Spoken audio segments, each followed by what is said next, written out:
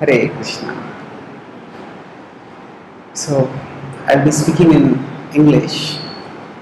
Last time, Madhavanand Guru, Adikisha Guru, they said that if I speak in Hindi also, they have to translate everything into English. And I have to translate everything from English into Hindi when I am speaking. So, it just becomes double effort. So, long ago, I had started a series on Shikshashtakam. And I had taken 3 texts from the Shiksha, or rather 3 classes on the first 2 texts. So today I will take the 3rd text, and whenever I come I will continue the Shikshashtakam series. Okay. Yes. तो अगर किसी को हिंदी में भाषांतर सुनना है तो परमहंस प्रभु पीछे भाषांतर कर रहे हैं, वो पीछे सुन सकते हैं. Thank you Paramhansa Prabhu.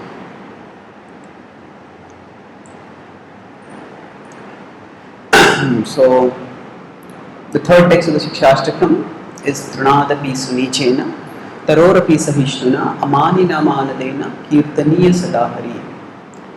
The Shikshashtakam is a set of 8 texts composed at different times by Lord Chaitanya Mahaprabhu during his stay at Gambhira in Jagannath Puri. And subsequently our Acharyas have combined them together as the Shikshashtakam. Now Bhaktivedanta Thakur has written a commentary on the Shikshashtakam which describes the progression of thought within the Shikshashtakam. So he explains that within Bhakti there are 3 different stages. There is Sadhana Bhakti, there is Bhava Bhakti and there is Prema Bhakti. So the first 5 texts in the Shikshashtakam talk about Sadhana Bhakti. The next 2 texts talk about Bhava Bhakti. And the last text talks about Prema Bhakti. Now within this flow, the first text talks about the glory of the chanting of the holy names. The second text talks about the universality of the chanting of the holy names.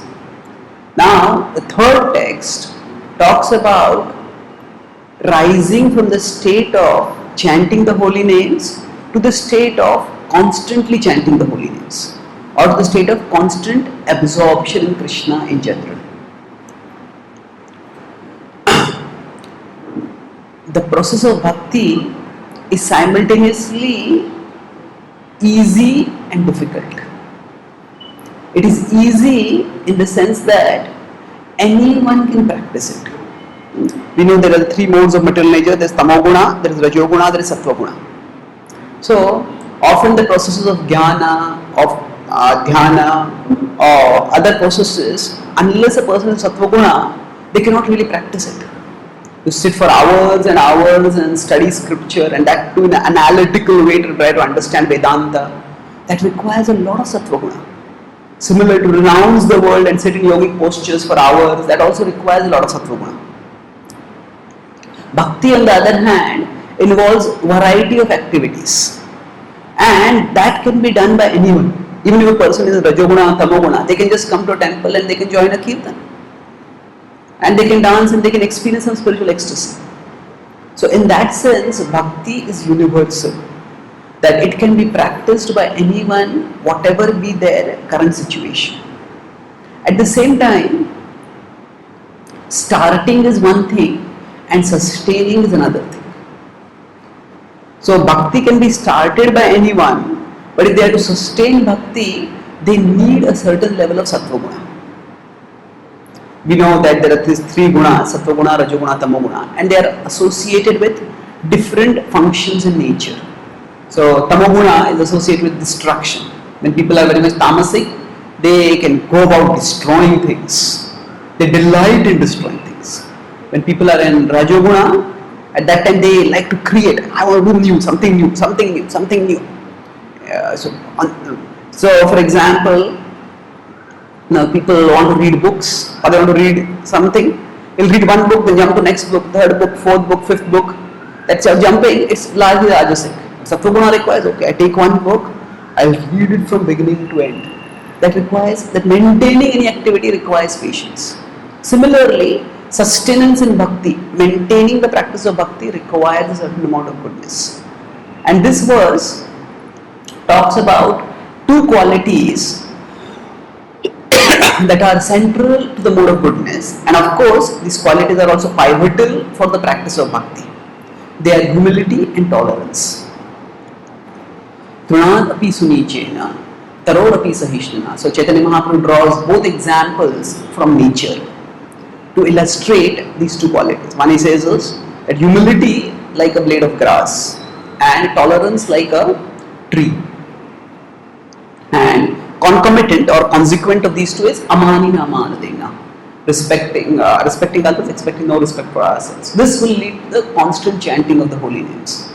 So it's interesting that Chaitanya Mahaprabhu says constant chanting is not dependent on somebody's strong verbal muscles.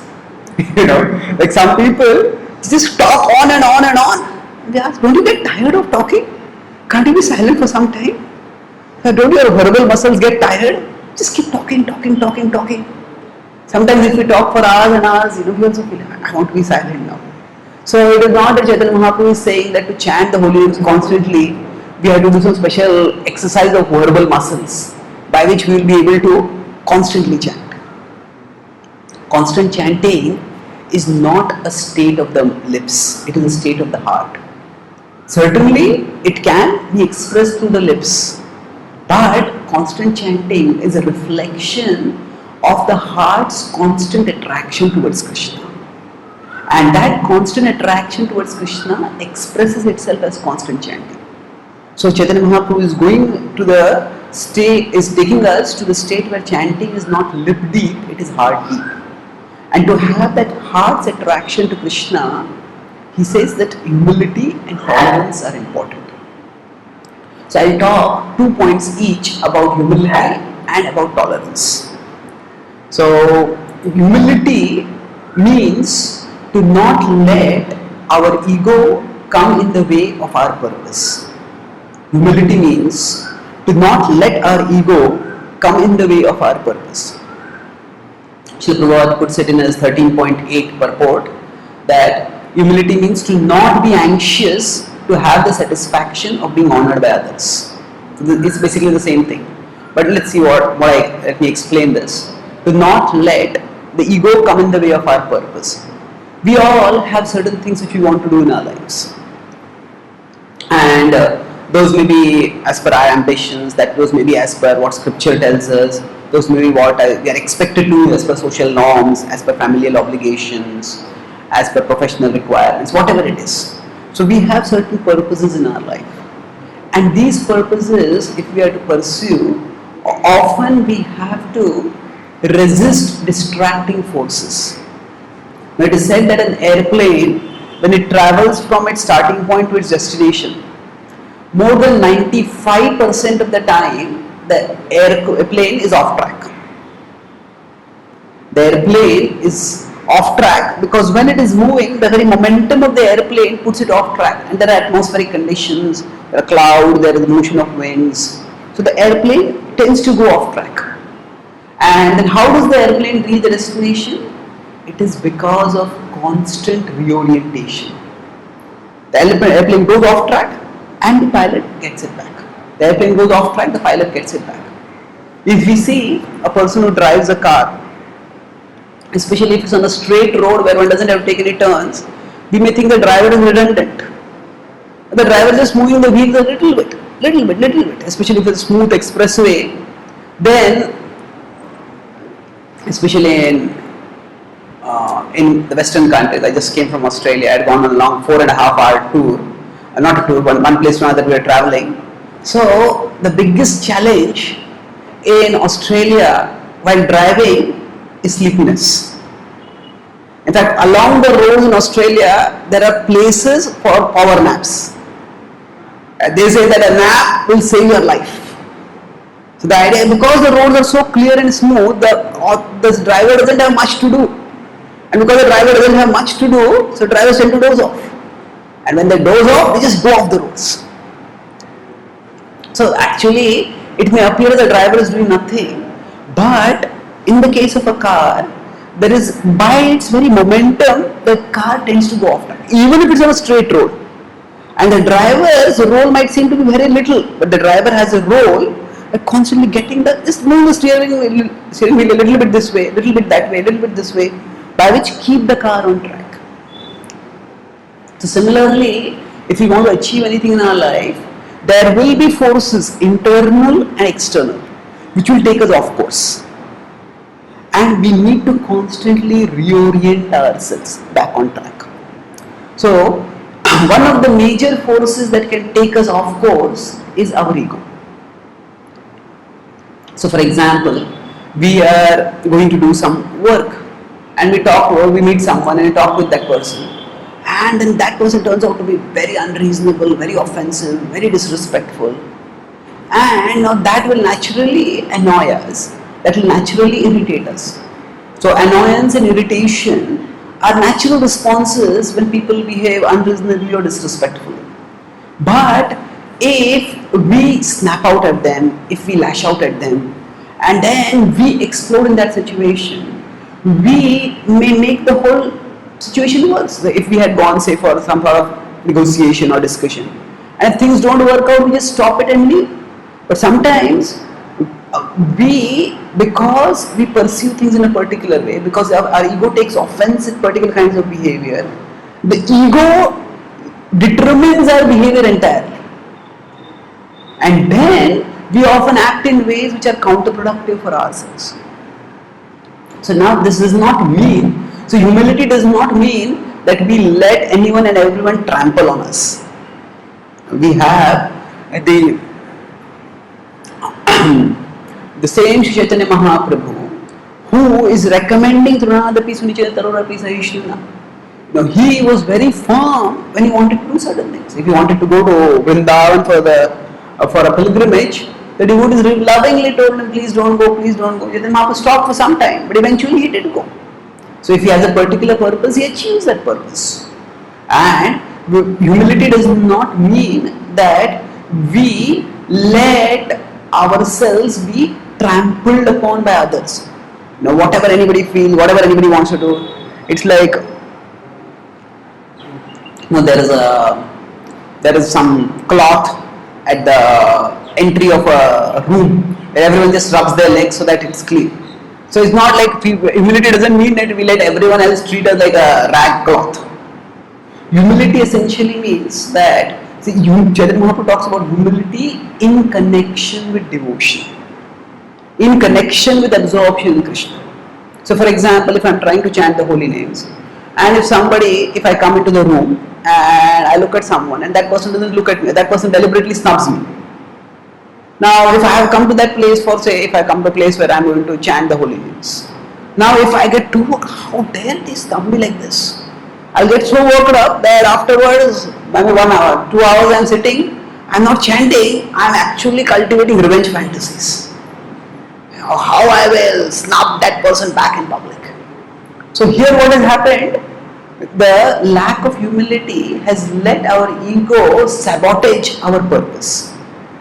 So the point of humility is not to let ourselves become a rag for anyone to abuse. The point of humility is to make sure that our purposefulness is not interrupted by others, and especially by our ego's instinctive responses to others. So Srila Prabhupada himself, he embodied humility, but at the same time when he was sharing Krishna's message, he was fierce, he was forceful, he was determined. So humility means, so for example, say if we are giving a class and if we find that most of the audience is inattentive, maybe checking some messages or just talking with each other or dozing off. Now, if at that time, if I am driven by my ego, I might just blast off and I might shout I might give the audience a dressing down at that time itself. But suppose it's an audience of new people and they don't really know the etiquette of how to behave in a spiritual program, or whatever reason it is. Often if exploding while we're supposed to give a speech, which usually most spiritual speeches are about sense control and mind control. So then when we explode, what happens is we alienate people. So if our purpose is to share Krishna's message, then we try to share Krishna's message not just by how we speak, but also how we conduct ourselves. So that humility will ensure that our purpose of sharing Krishna's message is not damaged by the lack of respect over there. But at the same time, humility does not mean that if we are going to a particular place where people are really not interested, it's not that we have to keep going there again and again and thinking that, oh, because nobody pays attention to me, that will make me humble. That is not humility. That is masochism. Masochism means just hurting oneself. So Srila Prabhupada, he was preaching in India, and he found that Indians had some sentimental appreciation for sadhus, but they had no interest in becoming committed. So then what did Srila Prabhupada do? He did not think that, oh, just by preaching in India, I will become humble. No, humility alone is not the point. Our point is, we have a purpose. The purpose is to share Krishna's message. So Prabhupada found, okay, if Indians are not interested, he went to America. And then when Americans came back to India, then he found that, yes, people are not taking it seriously. So humility means to not let our ego come in the way of our purpose. Humility doesn't mean that we don't have a purpose itself. Anybody who tells me to do anything, I'll do that. Anybody treats me any way, I tolerate that. I endure that. No. Humility means we have a higher purpose to our life and we don't let lower things distract us from that purpose. There's one aspect of humility with respect to how we deal with others. Now another aspect of humility is about how we look at ourselves. The purpose of humility is to foster neediness, not helplessness. Now humility is meant to increase our awareness of our need for Krishna. Humility is not meant to make us simply feel helpless and powerless and hopeless. We have a certain amount of capacity to do certain things, and we also have limitations to our capacity. Whatever we may have certain ability to sing, we may have certain ability to speak, we all have certain different abilities. And we also have certain limitations. There are some things which we can do, there are many things which we can't do. So even the things which we can do, we often find that there are others who can do it better than us. And even the things which we can do, we may not always be able to do them equally well. Cricket is a popular sport in India, and in cricket, often it is said that a batsman is out of form. Now, no batsman wants to be out of form anytime. But then it's just that even if that person is a champion batsman, it's not that batting is always under their control. So the point is, humility is an awareness that there are certain things in our control, there are certain things beyond our control. And even the things which are in our control, even to be able to do them, we are not alone in doing those things. We need higher sanction. We need ultimately Krishna's grace. So our awareness of our need for Krishna, that is what is the crux of humility. So sometimes when people are very sometimes humility can become an excuse for self-pity. That means people say, oh, I can't do this, I'm like this is what happened with me, I'm so fallen, I'm this, I'm that. Well, if we are interacting with some other people and we keep telling them, I am so fallen, people say, I am not interested in what you are. No, why should the world have to stop it? All that it is doing is to hear that I am so fallen. No, people are interested in what we can contribute to them. So sometimes, what we can contribute best is, most of the time, what we can contribute best is, we can help them to recognize their need for Krishna. And in that connection, we can tell also how we need Krishna, how Krishna has played a role in our life. So there is self-absorption and there is Krishna absorption. And humility is what enables us to make this journey from self-absorption to Krishna absorption. Self-absorption means I'm always thinking about myself. Now the thinking of myself can be in two ways. One can be how good I am, and the other can be how bad I am. How good I am, it is self-centeredness, or we could say it is egotism. I can do this, I can do that, I have done this, I have gone here, I have done all these things. That is self-absorption, where we are the center and we are thinking how great I am. Now self-pity is also actually a form of self-absorption itself. And this is actually a key difference between humility and inferiority complex. Inferiority complex is self-centered. It is self-centered in the sense that, oh, I can't do this, I can't do that, I can't do that. Oh, there's so many things wrong in my life. What can I do? So it's self-centered. Whereas humility is centered on some purpose higher than ourselves. Ultimately in bhakti, humility is centered on Krishna. So a devotee's focus is that, yes, I have my limitations, I have my deficiencies, I have my drawbacks, but still I am a part of Krishna. And if I try to do my part in my service to Krishna, Krishna will help me. So humility is not about feeling helpless constantly. Yes, we can feel helpless about our limitations, but we should. The purpose of humility is to shift our focus from our helplessness to Krishna's supreme helpfulness. So the focus should always be Krishna. The focus is not how I am, how good I am or how bad I am. So in that sense, humility is not meant to make us feel helpless, not meant to increase helplessness, it is meant to increase neediness. So this is especially central to the process of chanting, because as long as we think I can do anything, any problem that life sends my way, I can deal with it. If I am thinking like that, then what is the need for chanting the holy names? What is the need to call out to Krishna? Namo akinchana vittaya nivritta gunavittaye.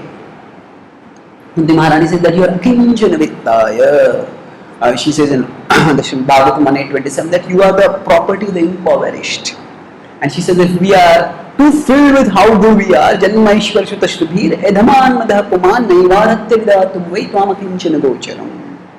And if I think, I am so intelligent, I am so good looking, I am so wealthy, I am born in such a high family, and what do I need God for? This is the opposite of humility in the form of self-absorption, and this prevents us from focusing on Krishna. So our focus is on whatever purpose we want to achieve in our life, and humility is an aid to that purpose. So in this case, Chaitanya Mahaprabhu says that to come to the state of Kirtaniya Sada Hare. Now the word Kirtan in a limited sense refers to chanting. And that chanting also we can say that chanting the holy name of Krishna. But Kirtan in a more inclusive sense refers to the glorification of Krishna. And glorification of Krishna can be through chanting, it can be through music, it can be through speaking, it can also be through our living. When we live our lives in a way that is meant to share the glories of Krishna with the world, that is also Kirtan. So humility enables us to come to that level of focusing on Krishna. Focusing on Krishna because we recognize that we need Him and because we want to serve and glorify Him. Now we'll move on towards tolerance. Tarorapi sahishnana, Chaitanya Mahaprabhu says. So I'll talk 2 points about tolerance. Tolerance means to call off our war with reality. Tolerance means to call off our war with reality. War with reality means all of us are in particular situations in life. Say for example, if suppose I was supposed to come here for the program. Say I am coming from a short distance, but suppose I was coming from the Chowpatty temple and I am driving a car and I suddenly get lost and I end up somewhere else. Now, if I simply start cursing myself, why did I take that wrong turn? Why did I take that wrong turn? How stupid I am. How this, what, that. Now, okay, if I have gone off the wrong track, just cursing myself is not going to get me at the right place. So, I have to accept the reality that I have gone off track. If I resent the reality that I have gone off track, then I waste my energy which I could have used to come back on track. So often in our life, now here I give an example of a person going off track by their own mistakes. But sometimes life may also take us off track. No, we want to do a particular thing, say we want to go for an urgent meeting, and suddenly along the way our car breaks down. Now if I am just frustrated and shouting and resentful and furious, that resentment of reality hurts more than reality. Yes, my car has broken down. If I just find out what to do, maybe I can call some friend, or maybe I can just hire something and just make sure that his car is stored and kept somewhere safely. If I just think calmly, I can move onwards. But when I get consumed by resentment, then that resentment of reality often hurts more than reality. So tolerance means to call off our war with reality. And this is what Chaitanya Krishna also says this, when he talks about the tolerance, Trinadapi Sunichena, Matra Sparshas Kaunteya, Shitoshna Sukha Dukkadaha, Agama Apayino Nitya, Stam Sitiksha Subharata. That he says that just as when the seasons come, sometimes it is too hot, sometimes it is too cold. Now we really can't do much about this. Yes, we may have AC, we may have fans, but if we are going out, at that time we just have to endure the weather, whatever it is. So he says that just as the thrust of this message verse is that just as we endure external changes by knowing two things. First is that they are unavoidable. Yes, it's hot. Well, I can't do anything about it. Second is they are ephemeral. Ephemeral means that they are temporary. It's hot, it's not going to be lifelong hot. It's a hot season, there's going to be a cold season afterwards. There's going to be a comfortable season afterwards. So, just as we tolerate unchangeable external things, similarly, Krishna says, tolerate unchangeable internal things also. What are unchangeable internal things? He says, sometimes you may feel good, sometimes you may feel bad. Sometimes we wake up in the morning and we feel enthusiastic. Yes, I want to do a lot of things. I want to do this, I want to do that, I want to do that. Sometimes we wake up and we feel as if, getting out of the bed is like lifting up a huge mountain. Just don't feel like doing anything. So now when these feelings come, at that time, we need to tolerate them. Tolerate means what? Not that just because I don't feel like coming out of bed, I don't come out of the bed only. That's not what it means. Tolerance means that we don't resent why I am feeling like this. Okay, I'm feeling like this, that's how it is. But let me go on. So now to call off our war with reality does not necessarily mean accepting things as they are entirely. Forever. If we see, some people think this is the next point about tolerance. Tolerance is not passivity. It is maturity. Passivity means, you just tolerate anything and everything that people do or whatever happens, you just passively accept it. That is not tolerance. Tolerance is maturity. What is this maturity? Maturity to recognize what is unchangeable and what is changeable. So now if the Bhagavad Gita's call for tolerance had been a call entirely for passivity, then how would we make sense of the fact that Krishna is asking Arjuna to fight the war? Krishna is not telling Arjuna, the Kauravas have done so much atrocity, you just tolerate them. Tam Sitiksha Subharata.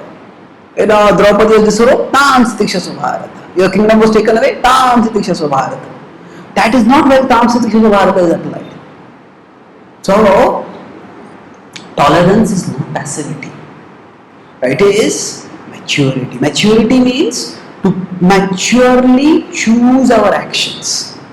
So, immaturity can be in, again, two ways. Immaturity can be in terms of inaction. Immaturity can be in terms of impulsive action. Suppose, for example, something goes wrong in my life. Some people just become inactive. Meri kismati phooti hai. Always things go wrong with nothing is going to work out. And people just they get sink into depression. They develop, they develop even suicidal thoughts sometimes. So all that happens because that's one, things have gone wrong and inaction. I can't do anything. So immaturity may be reflected in inaction. And immaturity can also be reflected in impulsive action. Impulsive action means that just my feelings, my passing temporary feelings, they just determine what I do. Something goes wrong and I feel so. Sometimes there's an important cricket match going on in India, lose a cricket match, people just break the television set. Now, the TV is not the problem. Isn't it? So that's immature. It's impulsive action. This impulsive actions can go to terrible extents. There are instances, especially in Sri Lanka, it happened about a few years ago. That when Sri Lanka lost the World Cup finals. At that time, there were 7 fans who committed suicide. Okay, cricket fan match losing is you may feel bad about it, but to commit suicide for that, this is what that means. Just can't accept the reality. So tolerance means to call off our war with reality.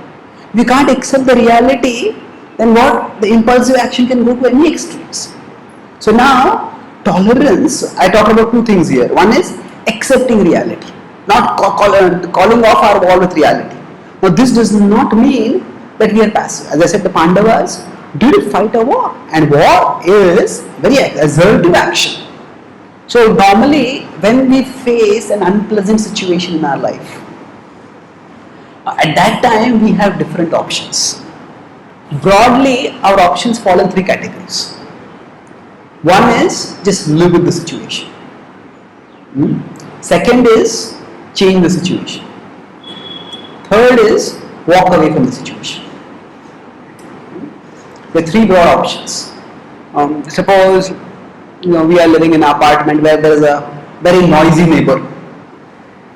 Now what do I do with that noisy neighbor? There are 3 options. We just live with it. Okay, this is how they are. Or we try to change it. We talk with them.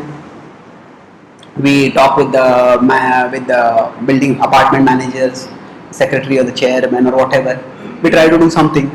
If they are playing loud music, blaring at late at night, then that's disturbing us. Then through that things can be changed. Or if we find that person is very incorrigible or too influential over there, we might just decide, okay, I will take a house somewhere. This is an extreme step. But the point is, these are 3 broad options we have. To live with it, to change it, to walk away from it. Now walking away from a situation is not running away from the situation. When we run away from a situation, our primary focus is, hey, I just don't want this. We are scared of the situation, and our focus is what we are going away from, not what we are going towards. So essentially, we all in our life have to choose our battles. Choose our battles. That means that there are hundreds of things that are wrong around us. If we try to set everything right, everything will go wrong with us only first. We will become so burdened, this. We will not be able to do anything. So we have to choose.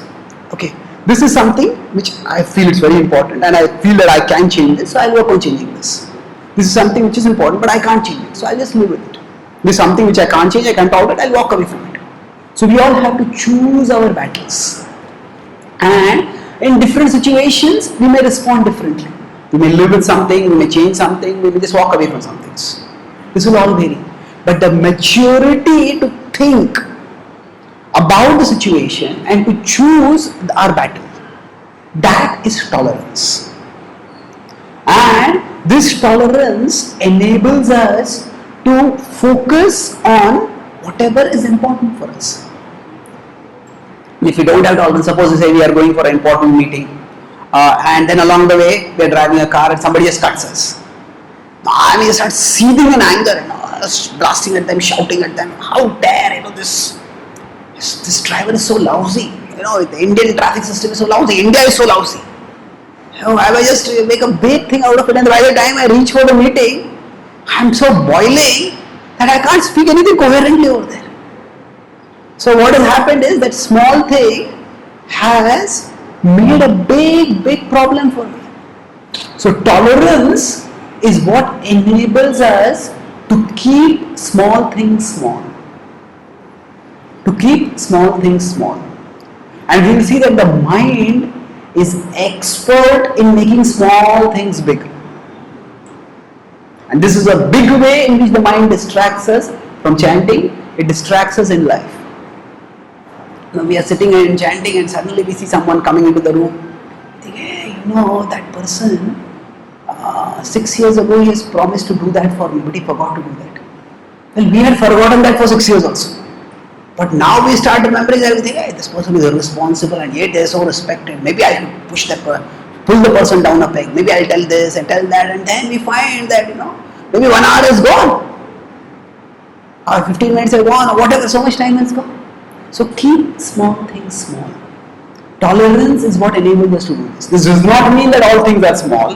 There are many things which are big, and they do require big attention. They require big action. But the capacity to differentiate between small things and big things, that is what tolerance empowers us to have. And thus when we do it, then we can focus on glorifying Krishna. So tolerance, Chaitanya Mahaprabhu, we see, he wanted to glorify Krishna. He was a Krishna himself, but he had come to teach the process of bhakti. But we see that he chose his battles. When Haridas Thakur was in Jagannath Puri, at that time the existing Brahminical orthodoxy, it held that a person who was outcast could not enter Jagannath's temple. Chaitanya Mahaprabhu chose not to fight that battle. He declared Haridas Thakur to be Namacharya, and he ensured that even in other ceremonies such as where the food was being served, he was given precedence. But in this particular ceremony, he said this is not important. So he neglected that. So there are different times when different battles are to be fought. Bhaktivinoda Thakur was working in the British government, and in his writings, he chose never to criticize the British government. He was quite sympathetic. He focused on the fact that earlier when the Muslims were ruling, at that time we were not even able to do our temple worship and our kirtans well. Now we at least were able to do that. So he focused on the good that was there in the British government. So there will be different situations where different things need to be focused on and certain things need to be neglected. And that capacity is what enables us to do something substantial.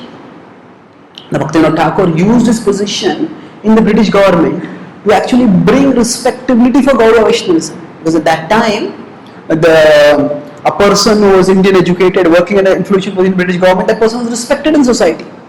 So now Bhaktivinoda Thakur at that point had started agitating against the British government. Then he would have been not only in professional trouble, but also he would not have had the position to bring respectability to Gaudiya Vaishnavism.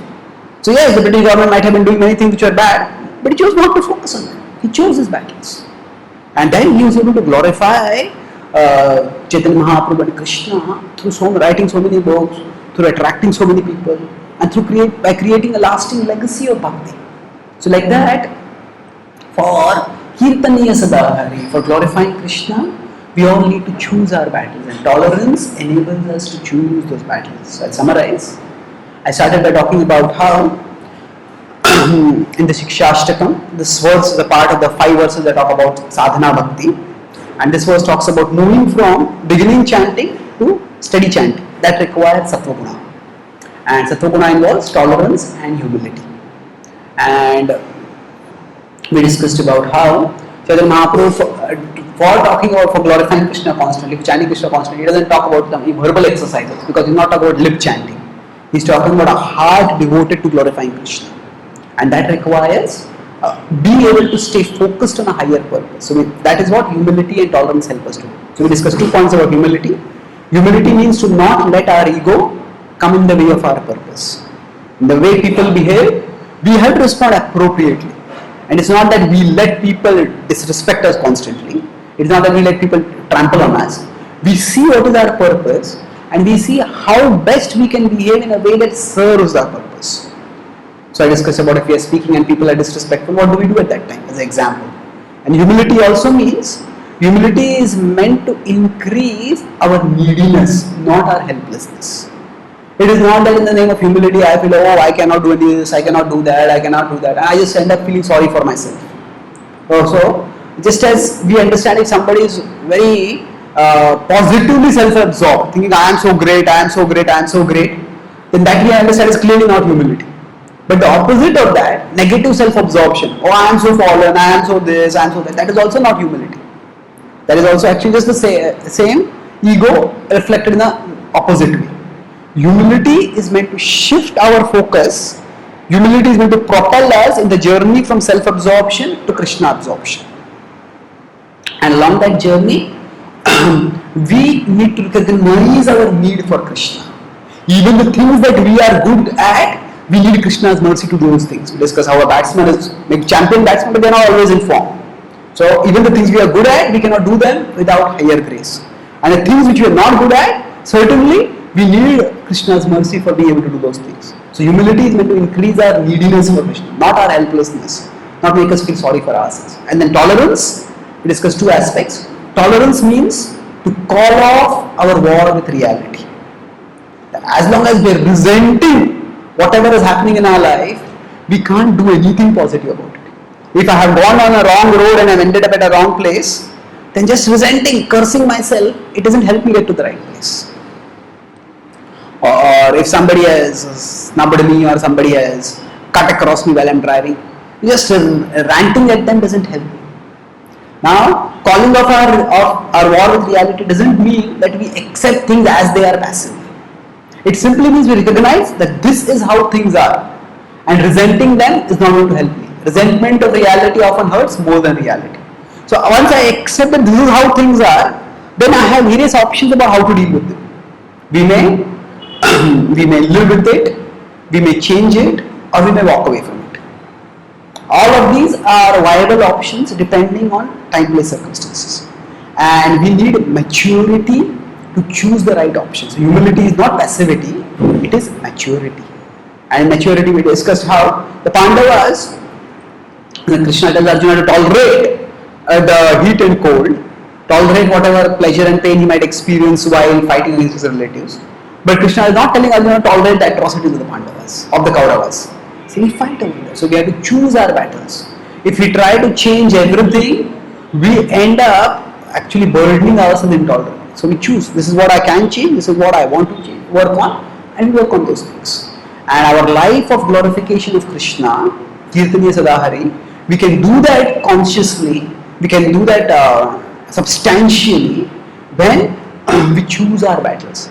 Certain situations we just neglect, certain situations we focus on them. We discuss how Bhaktivedanta Thakur chose not to criticize the British government, because he could use the position of the British government to share Krishna's message. Chaitanya Mahaprabhu chose not to criticize the Jagannath temple administration, even though they were not all Das Thakurin, because Jagannath Puri was his base, and from there he was able to bring so many people towards Gaudiya Vaishnavism. So we may all have to choose our battles so that we can become successful in fulfilling our purpose in our service to Krishna. So thank you very much.